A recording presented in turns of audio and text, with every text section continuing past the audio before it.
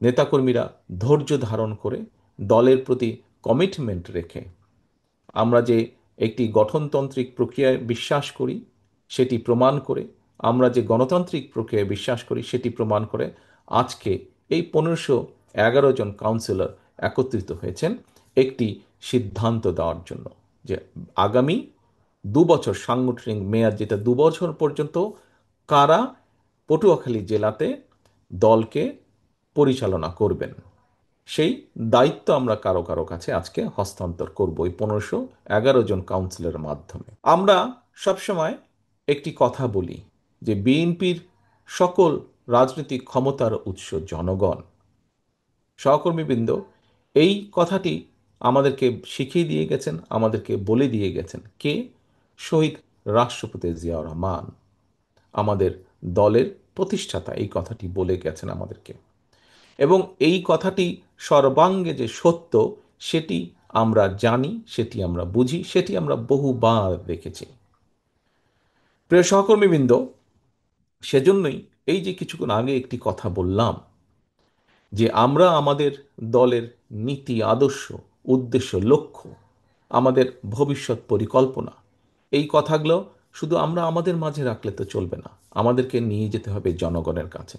আজকে আজকে যেমন আপনারা এখানে কাউন্সিলর বৃন্দ একত্রিত হয়েছেন, আপনারা কাউন্সিলর বৃন্দ এখানে একত্রিত হয়েছেন কেন?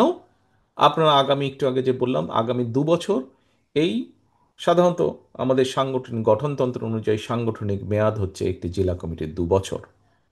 আগামী 2 বছর পর্যন্ত আপনারা কাদেরকে দল পরিচালনার দায় দায়িত্ব দেবেন? ঠিক একইভাবে দেশের প্রেক্ষাপটে যদি আমরা বিবেচনা করি, তাহলে আমাদের কাউন্সিলর কারা?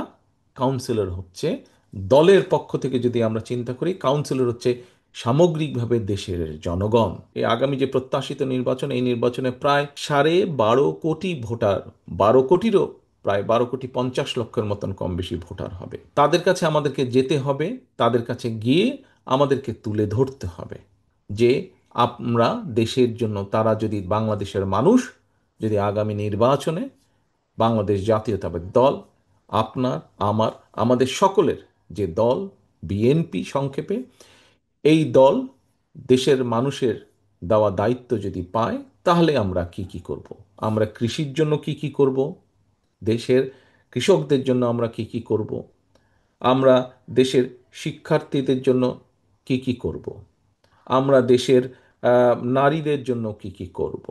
আমরা দেশের শিক্ষা ব্যবস্থা কি কি করব?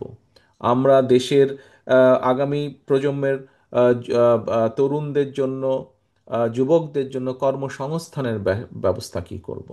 আমরা দেশের স্বাস্থ্য ব্যবস্থা কি করব দেশের মানুষের জন্য? আমরা এই দেশের কম বেশি বিচার ব্যবস্থা কেমন হবে? এই দেশের আইন শৃঙ্খলা কেমন হবে? এই কথাগুলো, সকল কথাগুলো পৌঁছে দিতে হবে দেশের মানুষের কাছে।